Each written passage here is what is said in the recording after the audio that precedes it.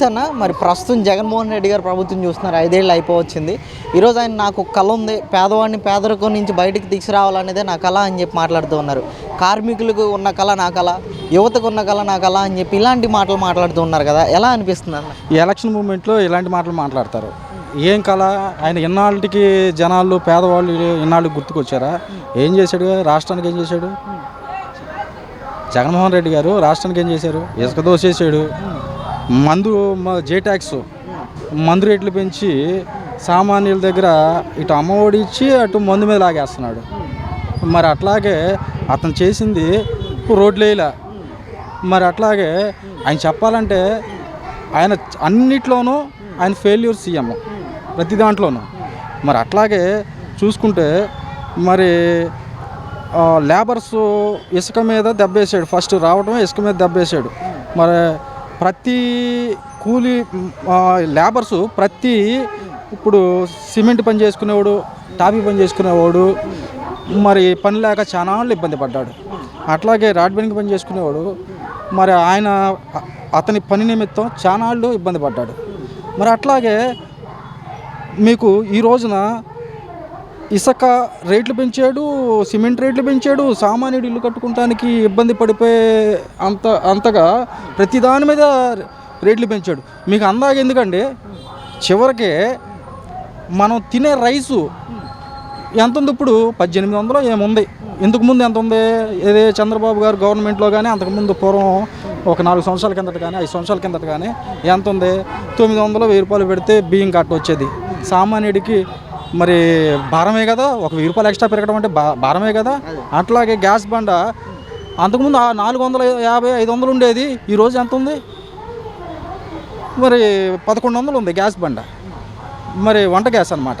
మరి అట్లాగే నూనె కానీ చివరికి పెట్రోల్ కానీ డీజిల్ కానీ ప్రతి రాష్ట్రంలో తక్కువ ఉంటే ఈ రాష్ట్రంలో ఎక్కువ ఉంటుంది. మరి ప్రజలకి ఏం చేసి పెట్టినట్టు ఈయన? ఏం చేశాడు? పేదవాడి నడ్డి ఎరగదీస్తున్నాడు.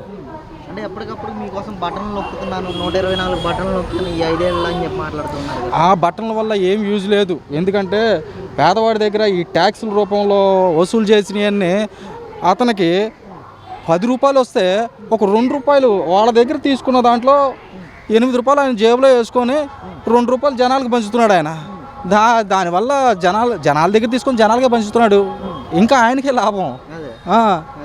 అన్న, అంటే ఇక్కడ మీ నియోజకవర్గం, మీ మంగళగిరి నియోజకవర్గంలో ఈరోజు లోకేష్ గారు రచ్చబండ అంటూ కార్యక్రమాలు పెట్టి పెత్తందారుల బాధలే వింటున్నాడు, అపార్ట్మెంట్లు చుట్టూ తిరుగుతున్నాడు తప్ప పేదవాడి భవిష్యత్తు గురించి, పేదవాడి బాధలు ఎవరు పట్టించుకోవట్లేదు అని చెప్పి ఇక్కడ స్థానికంగా ఉన్న వైసీపీ వాళ్ళు చేస్తున్న ప్రచారం ఎన్ని ఆరోపణలు చేస్తున్నారు కదా, ఏం చెప్తారు?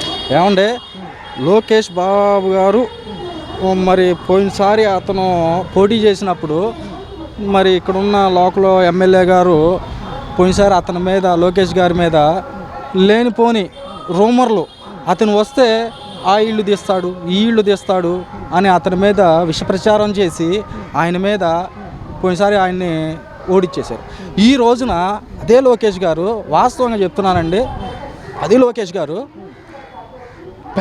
ప్రతి పేదవాడి దగ్గరికి వచ్చి వాడికి ఏమి ప్రాబ్లం ఉంది, వాడికి బతుకు తెరువుకి మరి తోపుడు బండి కావాలా, ఇస్త్రీ బండి కావాలా, లేకపోతే వాడికి సంబంధించింది ఎవరికన్నా బాగాపోతే హాస్పిటల్ పెట్టాడండి. హాస్పిటల్లో ప్రతి ఏరియాకి మంగళగిరిలో కానీ, తాడేపల్లిలో కానీ, దుగ్గిరాల్లో కానీ, దానికి సంబంధించిన ఆ గ్రామాల్లో కానీ, టౌనుల్లో కానీ, పట్టణాల్లో కానీ మరి వాటర్ పెట్టాడు, హాస్పిటల్ పెట్టాడు.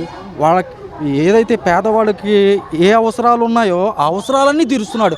వాస్తవంగా చెప్తున్నానండి, మాకు గెలిచిన ఎమ్మెల్యే గారు, మా నియోజకవర్గ ఎమ్మెల్యే గారు, మాకు గెలిచిన ఎమ్మెల్యే గారు గెలిచిన దగ్గర నుంచి ఈ రోజు వరకు మరి ఈ నియోజకవర్గంలో ఉన్న ప్రజల సమస్యలు తెలుసుకోకుండా ఆయన ఈనాటి వరకు కూడా ఏ ప్రాంతం కూడా సరిగ్గా తిరగకుండా వాళ్ళ సమస్యలు తెలుసుకోకుండా ఉంటే, ఈనాడు ఆయన మరి ఆ స్థాయిలో ఉండి కూడా ప్రతి పేదవాడి దగ్గరికి వచ్చి వాడి అవసరం ఏంటి, వాడికి ఏమి కావాలి, వాటర్ కావాలా, వాడికి మెడిసిన్ కావాలా, వాళ్ళకి ఏదైనా జీవనాధారం కావాలా, చాలా సహాయాలు చేస్తున్నాడు. గెలవకుండానే అన్ని సహాయాలు చేస్తున్నాడంటే రేపొద్దునే ఆయన గెలిస్తే నిజంగా చెప్తున్నానండి, మా ప్రాంతం మొత్తం సస్యశ్యామలంగా మారిద్ది 100%.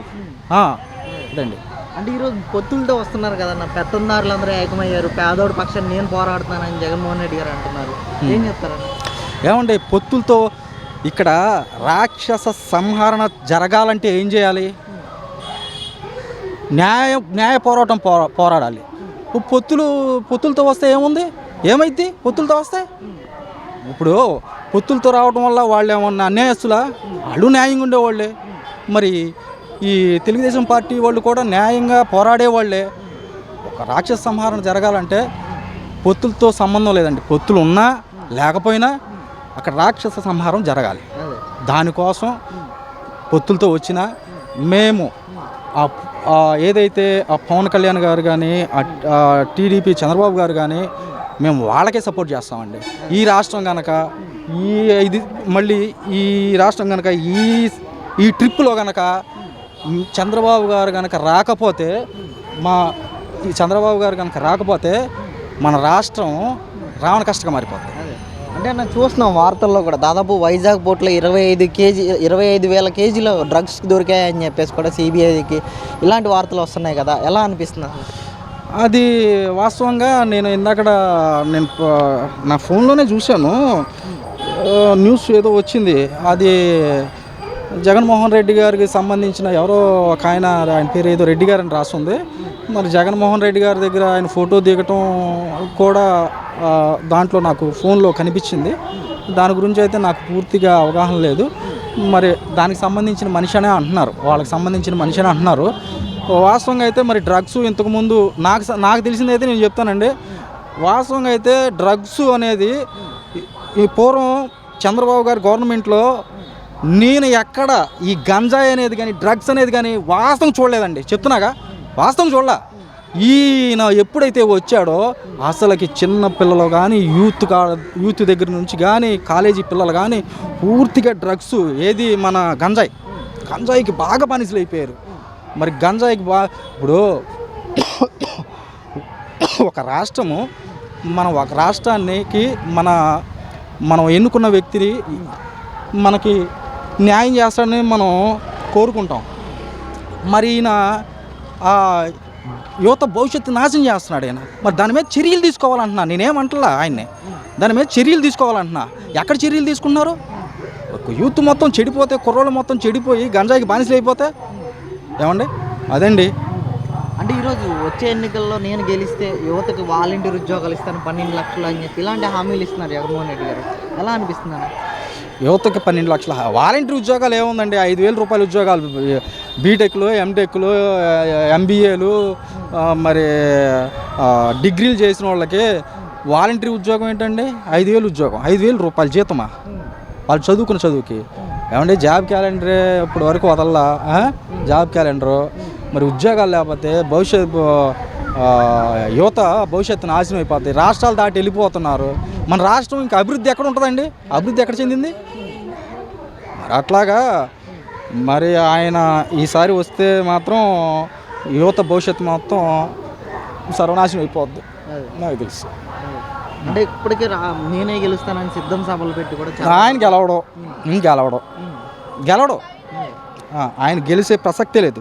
ఆయన ఎన్ని సభలు పెట్టినా జనాలు మొత్తం, ప్రజలు మొత్తం ఆయన మీద విసిగిపోయి ఉన్నారు. ఒక ఛాన్స్ ఇచ్చారండి పోయినసారి, అంతే జరిగింది. ఒక అవకాశం ఇచ్చారు, రెండోసారి అవకాశం లేదు. ఇక ఆయన వల్ల ఎవరికి మరి ప్రయోజనం ఉంది? దేనివల్ల కూడా ప్రయోజనం లేదు. చంద్రబాబు గారు గవర్నమెంట్ ఉన్నప్పుడు ఉద్యోగాలు ఉండేయా? మరి చివరికి మా ఉద్యోగస్తుల్లో ఇప్పుడు పింఛన్లు ఉన్నాయి. ఏది? గవర్నమెంట్ పింఛన్లు. మరి కొంతమందికి కొంతమంది మాకు చెప్పడం ఏంటంటే, నాకు చెప్పడం ఏంటంటే, పింఛన్లు వచ్చే గవర్నమెంట్ పెద్దవాళ్ళు ఉంటారు కదా, గవర్నమెంట్ పింఛన్లు, వాళ్ళకి